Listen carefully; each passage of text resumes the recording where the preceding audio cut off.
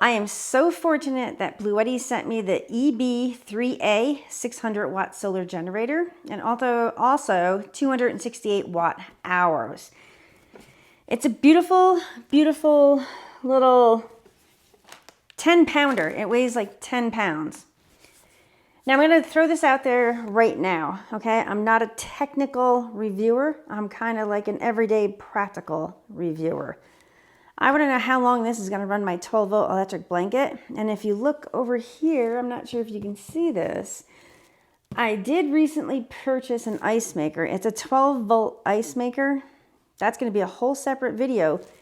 But we're going to see if it can actually make ice in this ice maker just for fun. Also, we're just going to go over the basics of the ports. And you already know the weight. It's 10 pounds. It came with, this is the charging cord. This is the cord that charges the Bluetti. And this is a solar panel charging cord. I don't have a solar panel that I can practice with this. They're too big. I think you can only have a 200 watt solar panel going in here. I do have a big, that's going on my trailer. I do have a Jackery, I'm not gonna lie, that's in Florida. But the panel is with that in Florida. So I'm just going to put this off to the side for right now. I probably will do a future video, which I might just do right after this one. Well, it's not too sunny today out here in Tuba, so we'll work on that one. So since we have the power cord out, I'm going to show you how this powers up. It powers it from the front.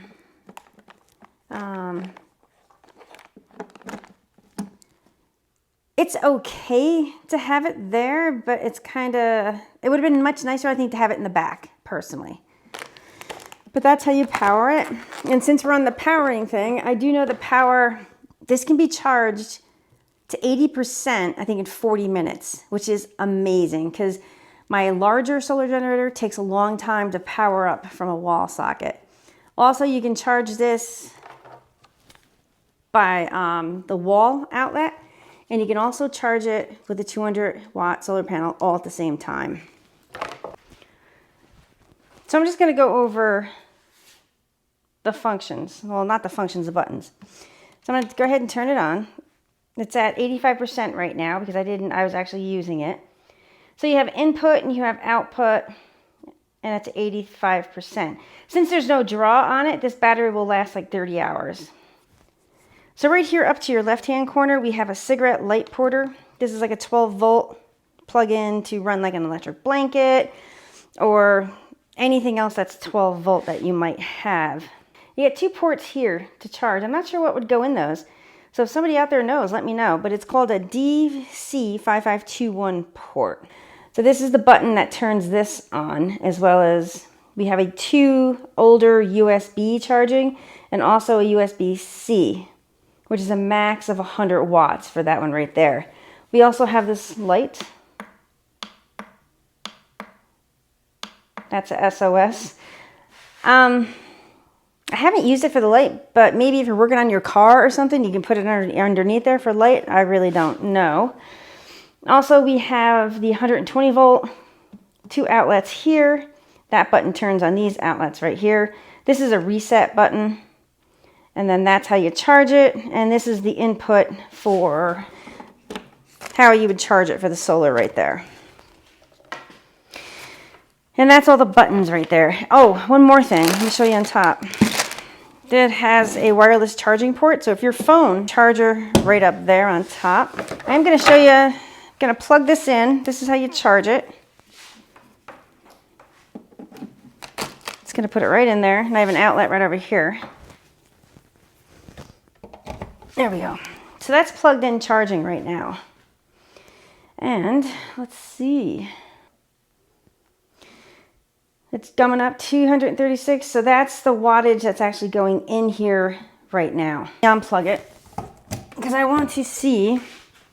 So I did go find my electric blanket and I just want to show you guys the draw on this. So that's the cigarette lighter.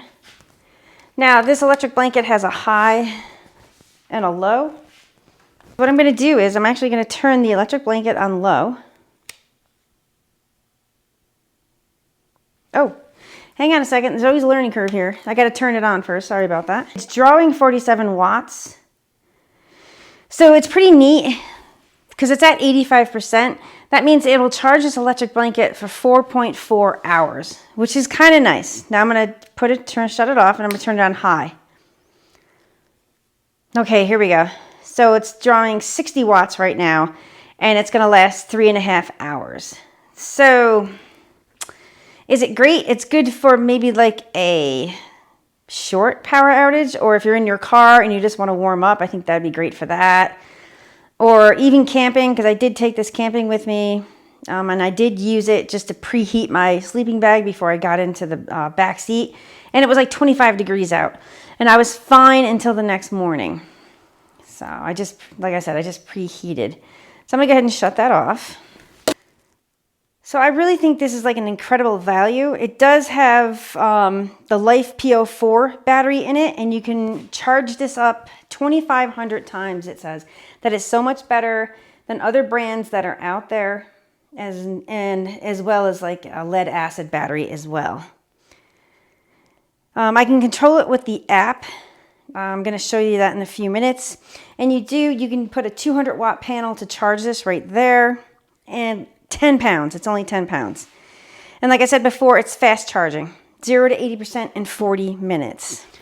So that's just a little rundown. It's a little rundown on the unit itself. I think this is great to have in your solar generator arsenal. I think this is a nice second one to have, because I took 2 months off in 2020 and lived in my SUV, and I only had, not this brand, I had a different brand. I only had a 500 watt system, and I had like a fridge, computer, drone, phones. I had a whole bunch of stuff to charge, and also run my fan. I have a portable USB fan in the car. That was perfect for that. Sometimes, like if I didn't have it up to 100%, it wouldn't last overnight for all that stuff. And like I said, I'm a practical reviewer. So if you're looking to have this power, all that stuff, say you're decided, hey, I'm going to take a trip, even an overnight camping trip, this is really not going to be adequate enough. I think this is a nice secondary. But I think this is going to be nice, for instance, if I'm boondocking and I want to take that ice maker out, and I just want to plug it in to see how it is, because that would be awesome if that would run that. Also, I want to see what the peak hours are. I think Hobotech that did that. I want to see if this will run my blender. All right, my blender's right over there because I'm a big smoothie maker in the morning. So let's just see if I can make that right now. So what I have in front of you is, it's a Ninja Foodie blender. It's professional. It draws like 1,200 watts.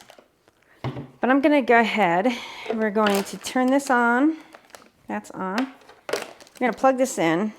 I'm not sure what the max wattage is, but we're going to find out right now. I just want to see if this can blend. All right, so that's on. I'm going to go ahead and power that on. Maybe. There we go. Huh. Why not working? There we go. Okay. So there's a delay. So I'm impatient, typical. But this is let's see it right here. I'm just going to close it up. There's nothing, it's not really under load. So we're just going to see what happens. Actually, it's not that bad. Look at that.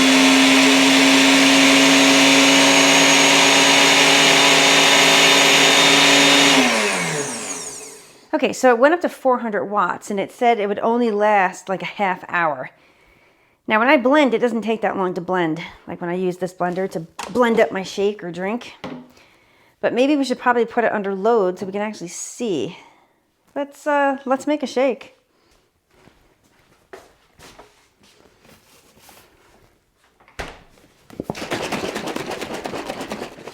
Now, I'm just showing you guys that I'm actually making a real shake here.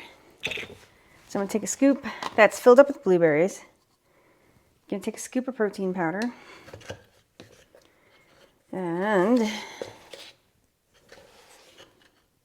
it's scoop of collagen powder, because that's what I do. Watch out for the... And what I do is fill it up. So that's a real smoothie that you guys are looking at. All right, let's do this. Okay, that's on. We're on. Power's on. This is going to be under load, so you guys can see that is full. This is how I typically do it, so we're going to hit it. Hey, hang on. There we go. Let's do this again. Oh, overload. So, okay. It will not work under pressure. Yeah. Because it says overload right there. So we're going to go ahead and reset it. Hopefully that'll reset it. There we go. Let's try it again. Maybe not. Put it back on. Yeah, so...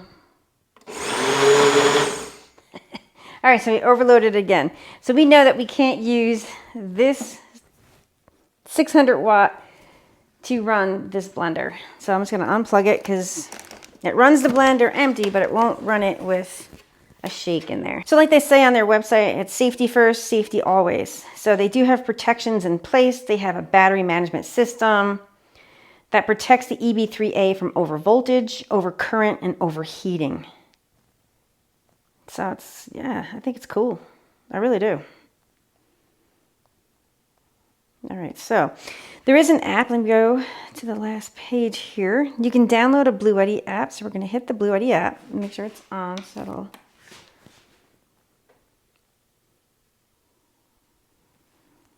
Oh, okay, we'll update in a few minutes. We're going to log in.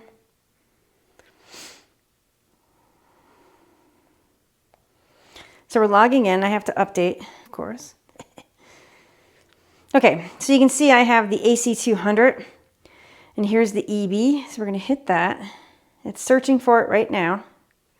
So that's pretty nifty because it's 84%, 84%, and it's telling me that that OW, this one, is, oh, now watch, I'll shut that off. Now it's not on. So it's pretty cool. Like you can have like all this stuff on. Sorry, I just blinded you guys. And also I'll show you like on the app, so you can actually be, for instance, in your car, say you have a rooftop tent or whatever, and you want to see how much power you have left in this. I mean, with this one you can take right up top with you if you had a rooftop tent. So now we're going to plug it in. It takes a minute or two here. Not a minute, it's like seconds. There we go. So now it's showing up there, and it's also, you guys can see this, it's also showing up on the app, which is really cool. Let's hit AC. Oops. Just hitting some buttons, so I just turned that on. So I'm going to go ahead and shut that off. Ready? Watch the lights down here. I'm going to go ahead and turn the AC outlets on. Those are on. Now I'm going to shut it off. Just shut that off. What else does this have? Let's see. I'll go back. Online. Service. Me. So yeah, it's pretty cool. And I think I can control other stuff with this too. Nope, just shut everything off. All right, so we're getting 160, 156 watts from the grid. Solar, nothing. So yeah, let's go to settings and play with this. So the LED, you can actually turn the LED on if you wanted to. Just blinded you. There we go. Let's shut that off because that is kind of, wow. Off, okay. Charging mode, standard. So silent, or we can hit turbo. For fast charging at maximum of 350 watts. Yeah, so in order to maintain the life of the battery, only do turbocharging unless you have to. I'm not going to do that because I don't have to do that right now. Then you have eco mode, you can do that. Share device. So yeah, I have to upgrade. Powerlifting. Powerlifting, suitable, powering heating devices, 1200 watts max. The rating output remains 600 watts. So do not run fridges, air conditioners, and other heating devices with inductor or motors. Okay. So the answer is, would I buy this?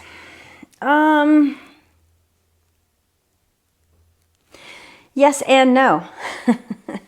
Okay, so like I said, I lived in my car for a couple months, so I had a little one, it wasn't sufficient. So I want you to look at your power needs before you purchase one of these solar generators. If you do plan on living in your car or even going camping, this would be good for like a weekend camp because you can run like a USB fan. They don't pull that much voltage. In a future video, I'm going to show, because my fan's out in my trailer, how long it does last with this charger. But this is a good entry point, I think. The price is reasonable. I mean, if you can get it on sale for $239, definitely go ahead, and I would probably get this to start off in that world. Now, my big one, the 2200, that weighs like, I think 60 or 65 pounds. So that's like a workout picking that thing up. This is just lovely. 10 pounds, and I'm on my way to do whatever I want with it. So it's kind of like super nice. But yeah, I would definitely actually give this, give it a buy just to get an entry level. And I am going to bring it down to Nate so he can use it for his CPAP. I'm curious to see how many watts that actually draws. Maybe I'll have him do a quick vid just to see how much draw. Would this be good for somebody that has a CPAP? Would it last overnight? So that's actually something to look into if you need it for like a medical device. So thanks everybody for watching. And yeah, I'm still a bit nervous doing these because like I said, I'm not technical. I'm a practical user. If you want technical, go to Hobotech. He is amazing. So yeah. Yeah. Yes. So thanks everybody for watching, and take care, and see you on the next review video. Ice maker.